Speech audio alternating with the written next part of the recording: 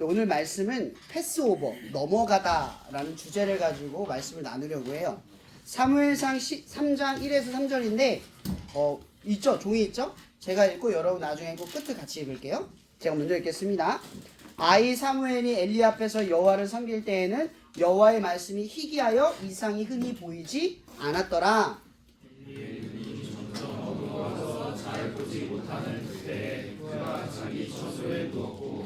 하나님의 등불은 아직 꺼지지 아니하였으며 사무엘은 하나님의 궤에 있는 여호와의 전 안에 누웠더니. 아멘.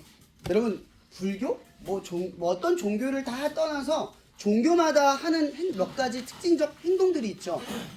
모든 종교들이 기도하죠. 기도. 그죠? 또 뭐래요? 예배를 드려요. 종교도 다 예배 드리잖아요. 불교에서 하는 것도 예배고 기독교에서 하는 것도 예배예요. 이슬람도 예배를 드리죠. 또 뭐가 있을까요?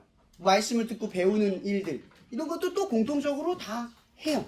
자, 그런데 여러분들에게 전하려고 하는 이 복음이 말하는 예배는 그것과 사뭇 달라요.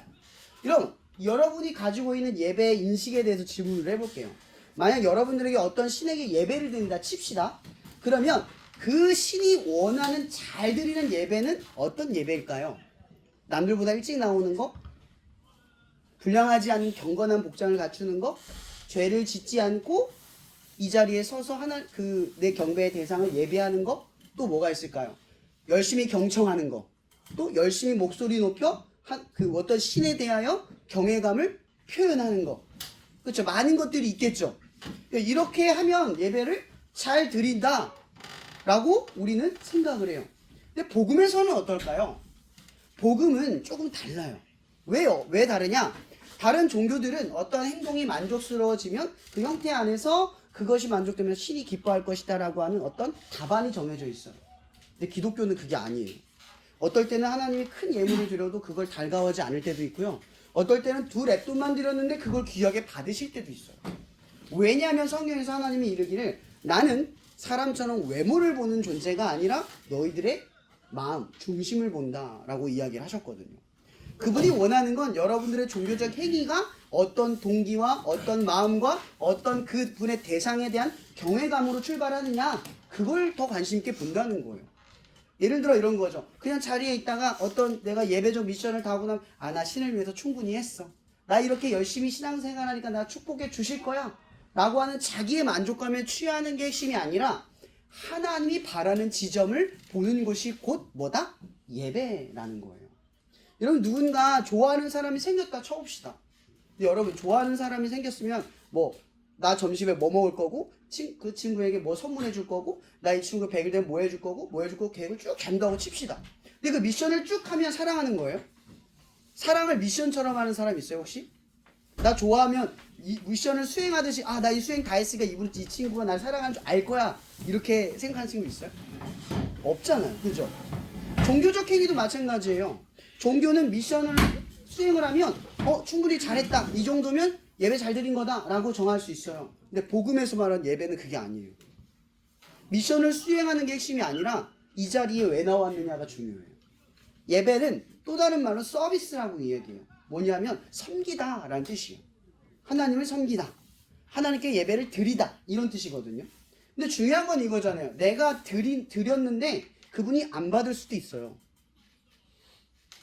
이 얘기는 하나님 받기는 받으시는데 중요한 건 이거죠. 드리는 사람이 받는 사람의 입장을 아무 생각 없이 드리기만 해요.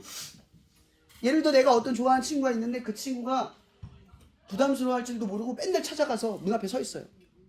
난 이렇게 뜨겁게 사랑하는데 왜 저 친구 내 맘 받아주지 않지? 이게 뭐가 문제죠? 상대에 대한 관심이 없는 거죠.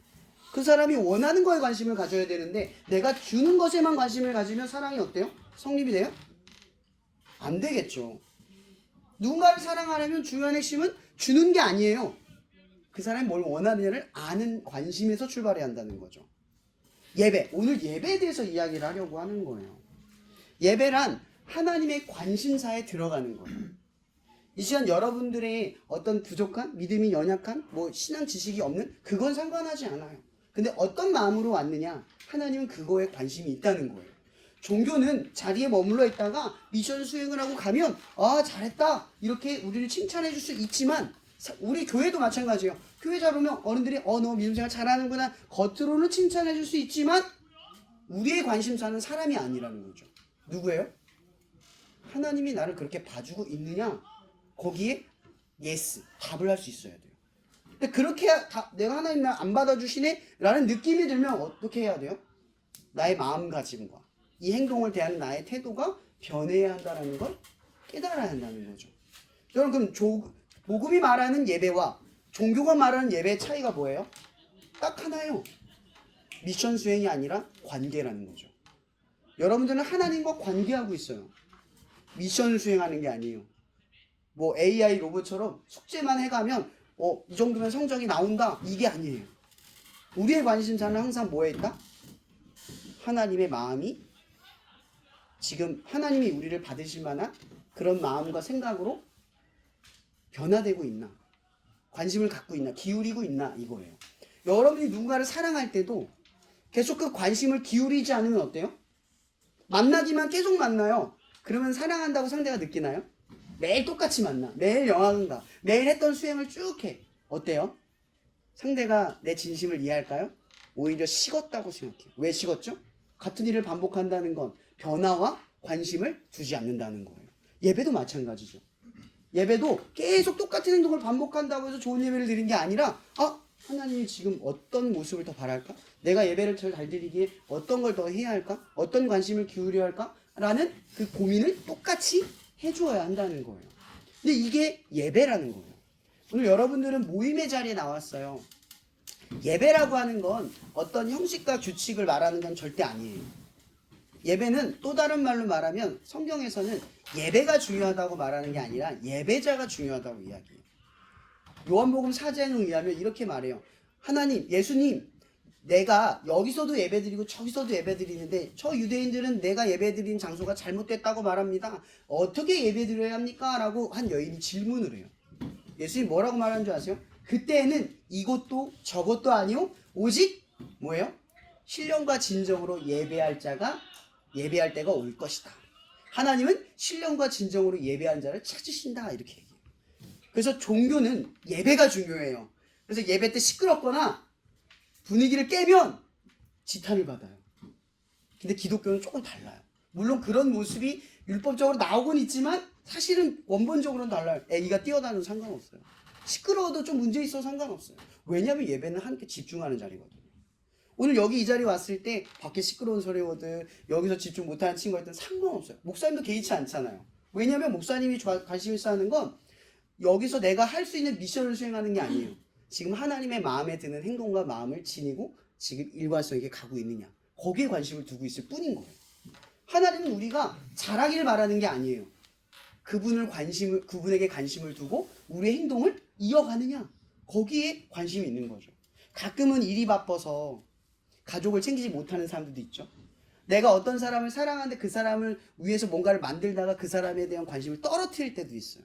우리는 가끔 이런 실수를 저질러요. 하나님을 위한다고 해놓고 하나님이 관심사에서 벗어나는 일이 가끔 종종 일어나게 된다는 거예요. 근데 하나님은 끊임없이 우리에게 관심 있는 게 이거예요. 나만 봐. 이거예요. 넌 나만 봐. 나를 보는 그 시선을 놓지 않았으면 좋겠어. 나를 위해 바쁘지 않았으면 좋겠어. 그리고 예수님이 누구죠?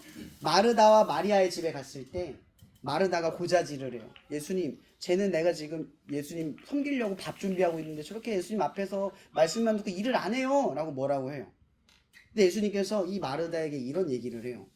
네가 지금 기쁨을 빼앗겼다.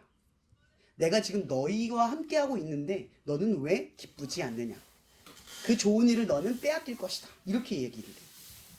하나님과 함께하고 있을 때는 하나님과의 관심을 절대 놓지 않아야 돼요. 예배를 드릴 때도 계속 하나님에 대한 관심을 두고 있어야 돼요. 종교는 죄를 안 짓고 잘못된 행동을 안 하는 것에 관심을 짓잖아요. 근데 복음은 그게 아니에요. 죄 지어도 상관없어요. 그렇다고 죄를 지으라는 게 아니에요. 하나님을 보면 죄를 안 지어요. 그래서 하나님 보라고만 이야기하는 거예요. 그분을 보고 그분을 생각하면 죄 가운데 떨어지고 잘못된 행동 가운데 벗어나게 되고 더 나은 예배를 드릴 수 있는 모습으로 변해간다라는 거예요. 오늘 말씀을 잠깐 읽어볼게요. 오늘 말씀에 이런 이야기가 있어요.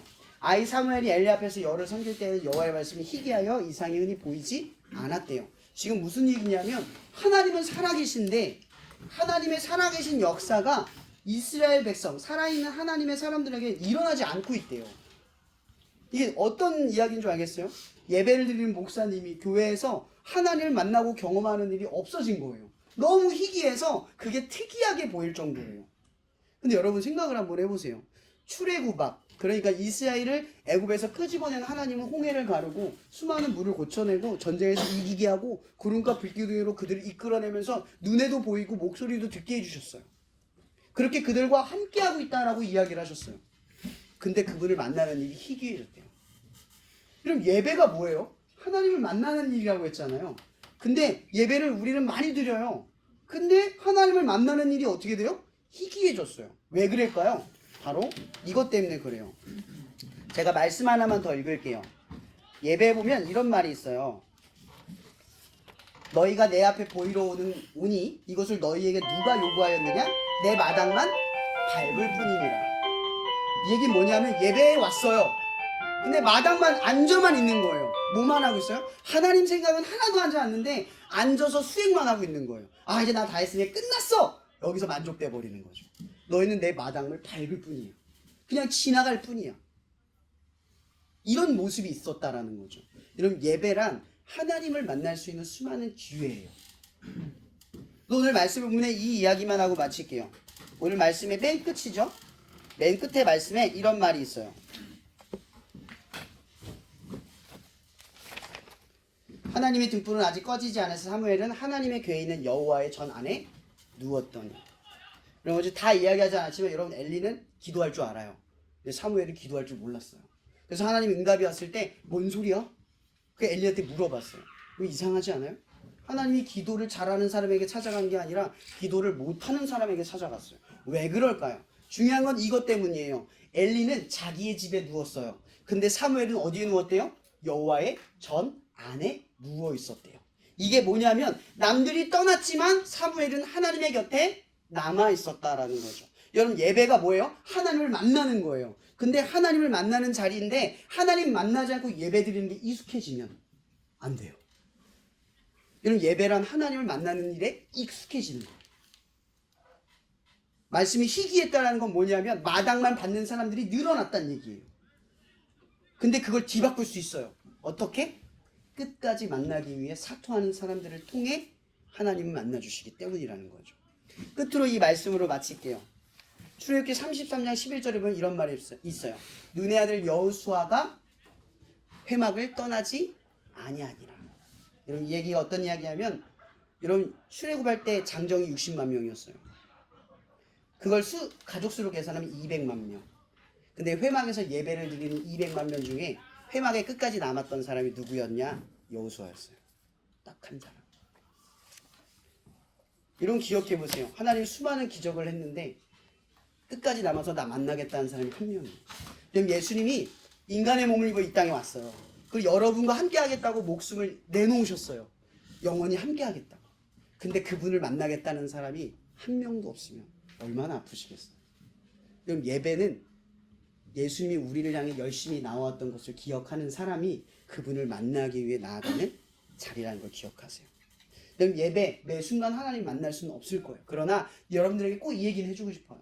예배 때 하나님을 만나기 위해 떠나지 않는 여러분이 되었으면 좋겠어요. 끝까지 남아서는 하나님 만나겠다라고 열심을 가는 여러분들이 되기를 축복합니다. 기도하고 마칠게요. 사랑해 주님 감사합니다. 오늘도 이 자리에 우리가 함께 모여 모임을 갖고 말씀을 경청하여 듣게 되면 감사합니다. 하나님 예배를 지키는 것이 우리를 지키는 힘입니다. 하나님 예배를 통하여 우리의 친구들이 하나님의 자녀라는 사실을 잃어버리지 않고 수능의 성적 때문에 자살하는 이 세대, 이 안타까운 세대들에게 하나님의 자녀임을 알게 하셔서 수능이 인생의 전부가 아니라 하나님의 자녀로서 그것 없이도 더 나은 인생을 살아갈 수 있는 하나님의 축복이 있는 삶이라고 고백할 수 있는 그 힘을 우리 친구들 가운데 주시고 또 주변 친구들에게 알리는 자들이 되게 하여 주시옵소서. 모든 것에 감사하며 살아계신 예수님의 이름으로 감사하며 기도합니다. 아멘.